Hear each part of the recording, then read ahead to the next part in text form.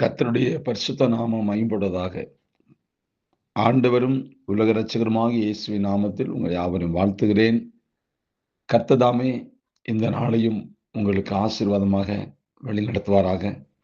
பிரியமானவர்களே, தியானிக்கும்படியாக எடுத்துக்கொண்ட பரிசுத்த வேதாகமத்தினுடைய பகுதி பரிசுத்த மத்தேயு எழுதின சுவிசேஷம் 5ஆம் அதிகாரம் 16வது வசனம்.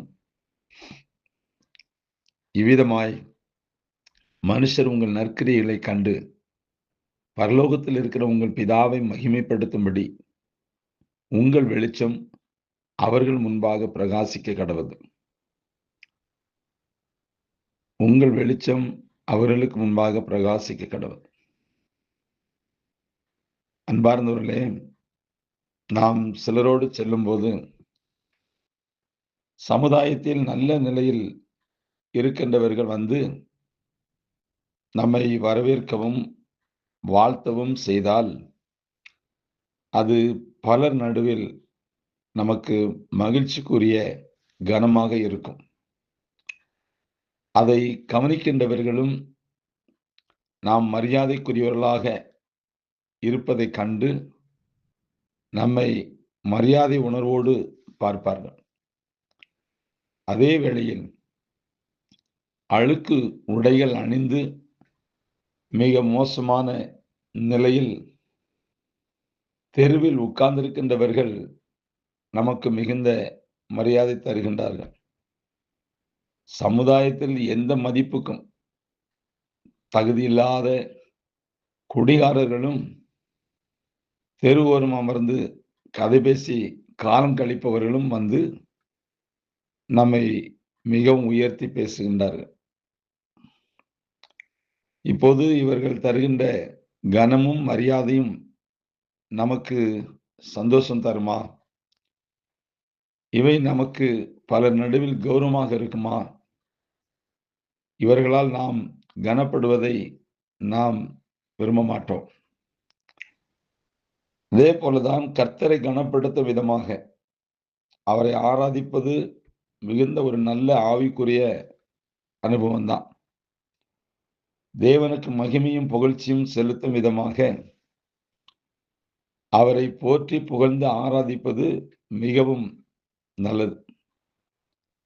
ஆனால் தேவனை ஆராதிக்கின்ற நாம் எந்த விதமான நிலைமையில் இருந்து ஆராதிக்கின்றோம் என்பதுதான் முக்கியம். பரிசுத்த அலங்காரத்தோடு கர்த்தரை தொழுது கொள்ள நாம் அழைக்கப்படுகின்றோம்.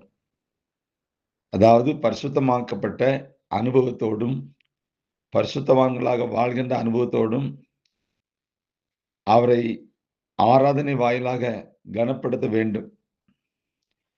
இந்த அநேகர் தங்களின் ஆராதிக்கும் ஆர்வத்தையும் ஆராதிக்கும் விதத்தையும் அடிப்படையாக வைத்து தேவன் தங்களால் மிகுதியாக கனப்படுவதாக அநேகர் எண்ணுகின்றார்கள்.